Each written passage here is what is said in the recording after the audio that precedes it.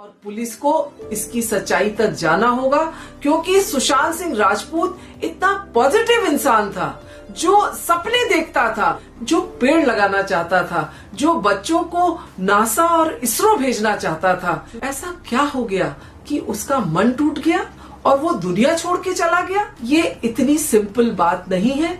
इसकी सच्चाई मुंबई पुलिस को ढूंढनी पड़ेगी। बॉलीवुड एक्टर सुशांत सिंह राजपूत के निधन के बाद उनके फैंस इस सदमे से उभर नहीं पा रहे हैं।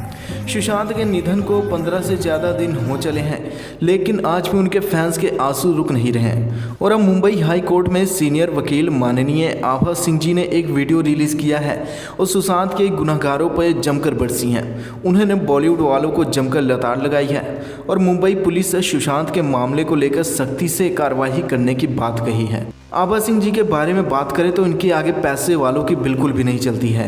अन्याय पर आवाज़ उठाने वाली आभा सिंह जी ने हिट एंड रन केस में सलमान को मुंह तोड़ जवाब दिया था। सुशांत सिंह ने सुसाइड किया है या उनका मर्डर हुआ है। आभा सिंह जी ने अपनी इस वीडियो में अच्छे से ये बात बताई है, तो आप देखिए उनका ये वीडियो। सुशांत के ये शब्द, I am not in race to be number 1 because I have got no plans of living a rats life. I am not obsessed with the future। जो इंसान इतना जीवट, इतना कर्मठ, इतना पॉजिटिव था, वो क्यों डिप्रेशन में चला गया? किन लोगों ने उसको डिप्रेशन में जाने के लिए मजबूर किया? किन वजहों से उसने आत्महत्या की? ये मुंबई पुलिस की जवाबदारी बनती है कि वो गहराई तक जाए और सुशांत सिंह राजपूत जैसे वीर योद्धा को न्याय दे।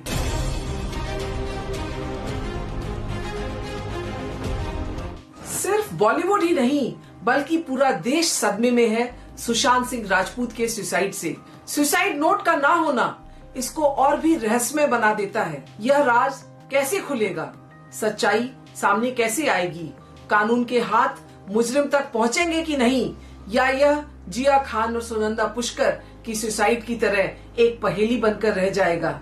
आइए समझे सुसाइड का कानून। सुशांत सिंह राजपूत की एक अननेचुरल डेथ हुई है, जो पुलिस के भाषा में हम एक्सीडेंटल डेथ कहते हैं। जब भी पुलिस को पता चलता है कि कोई अननेचुरल डेथ जैसे कि सुसाइड या मर्डर हुआ है, तो police section 174 of the CrPC के तहत एक एक्सीडेंटल डेथ रिपोर्ट फाइल करती है। पुलिस तहकीकात करती है और ये जानने की कोशिश करती है कि जो एक्सीडेंटल मौत हुई है, क्या वो एक गुनाह है या नहीं।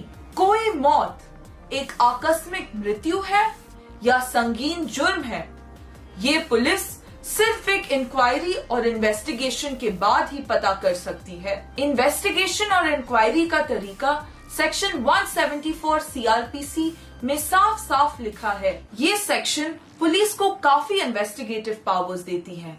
पुलिस स्टेटमेंट रिकॉर्ड कर सकती है, किसी को भी पुलिस स्टेशन बुला सकती है, क्राइम की सीन पे जाके सबूत इकट्ठा कर सकती है, फोरेंसिक और पोस्टमार्टम रिपोर्ट्स भी मंगवा सकती है। इन सब के आधार पे पुलिस एनालिसिस करती है और 3 में से एक नतीजे पे पहुंचती है। पहला, ये एक प्योर एक्सीडेंटल डेथ है जिसमें किसी का भी हाथ नहीं है।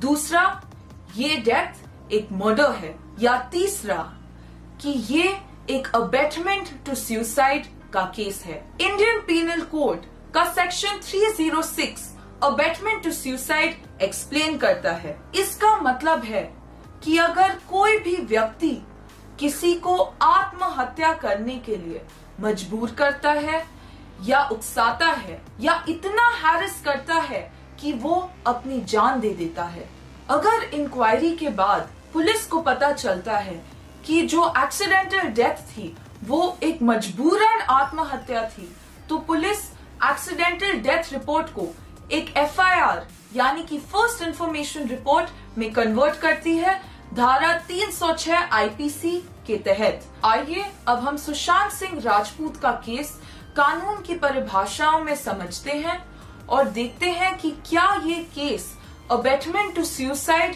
में बैठता है कि नहीं।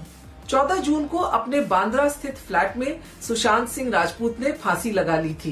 पुलिस को सुसाइड की साइट पे डिप्रेशन की दवाइयां मिली हैं, लेकिन कोई सुसाइड नोट नहीं मिला, जो इसको रहस्यमय बना देता है। पुलिस ने अपनी रिपोर्ट में cause of death asphyxiation due to hanging लिखा है। सुशांत सिंह राजपूत के डॉक्टर का कहना है कि वो डिप्रेशन में थे और उनका 6 महीने से इलाज चल रहा था, लेकिन पिछले 1.5 महीने से उन्होंने दवा बंद कर दी थी क्योंकि वो बेटर फील कर रहे थे। अपने जीवन की आखिरी रात में सुशांत सिंह राजपूत ने 2 लोगों को फोन किया था, रिया चक्रवर्ती और महेश शेट्टी, लेकिन दोनों ने उनकी कॉल रिसीव नहीं करी किसी कारणवश। पुलिस को सुशांत सिंह राजपूत की 5 पर्सनल डायरियां भी मिली हैं।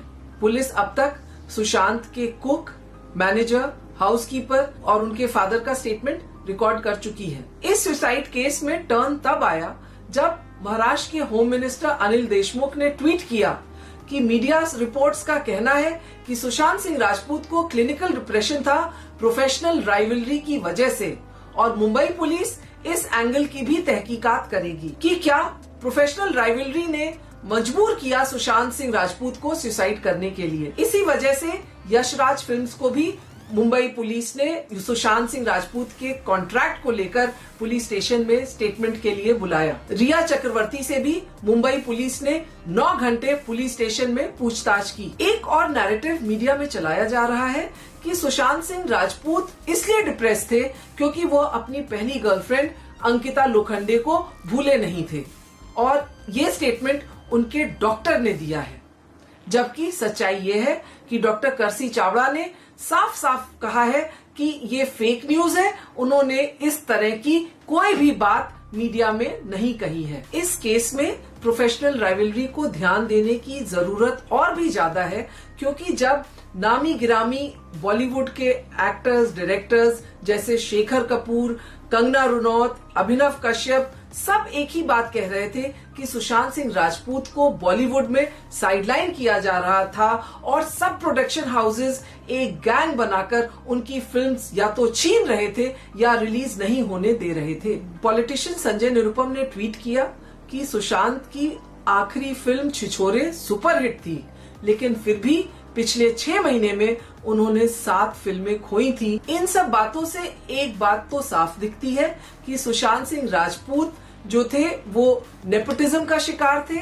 बॉलीवुड के इनसाइडर्स उनको बाइकॉट कर रहे थे, उनको हैरेस कर रहे थे, और यह काम अब मुंबई पुलिस का है कि वह सच्चाई तक पहुंचे कि क्या सुशांत सिंह राजपूत की आत्महत्या एक अबेटमेंट टू सुसाइड थी। यह भी इंक्वायर करे कि क्या कोई बॉलीवुड की पावरफुल लॉबी थी, कोई पावरफुल पर्सन था जो सुशांत सिंह राजपूत की फिल्में रिलीज नहीं होने दे रहा था, उनको उनकी फिल्मों से निकलवा दे रहा था, और जिसकी वजह से उन्हें मजबूरन आत्महत्या करनी पड़ी। करण जौहर का कॉफी विद करण भारत का सबसे जाना माना टेलीविजन चैट शो है। बॉलीवुड के सारे सेलिब्रिटीज वहां बुलाए गए हैं, पर सुशांत सिंह राजपूत को करण जौहर ने एक बार भी नहीं बुलाया।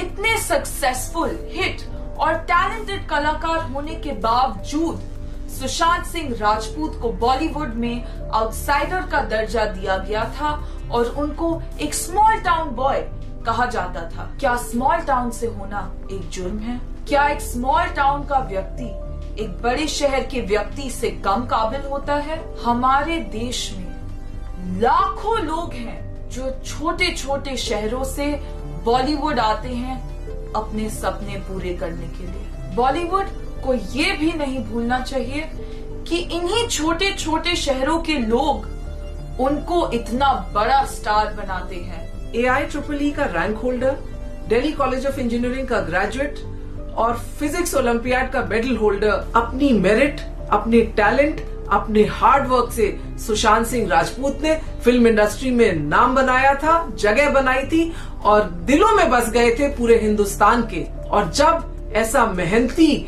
ऐसा सक्सेसफुल फिल्म एक्टर सुसाइड करता है तो देश के आंसू आना वाजिब है।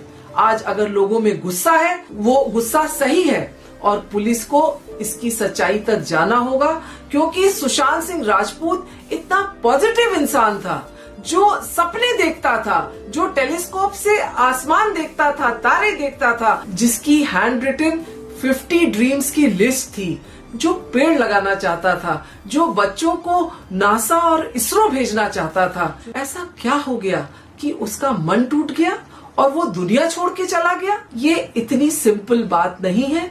इसकी सच्चाई मुंबई पुलिस को ढूंढनी पड़ेगी। फ्रेंड्स, हमेशा सच का साथ देने वाली आभा सिंह जी के लिए आप क्या कहना चाहते हैं? नीचे कमेंट बॉक्स में ज़रूर बताइएगा।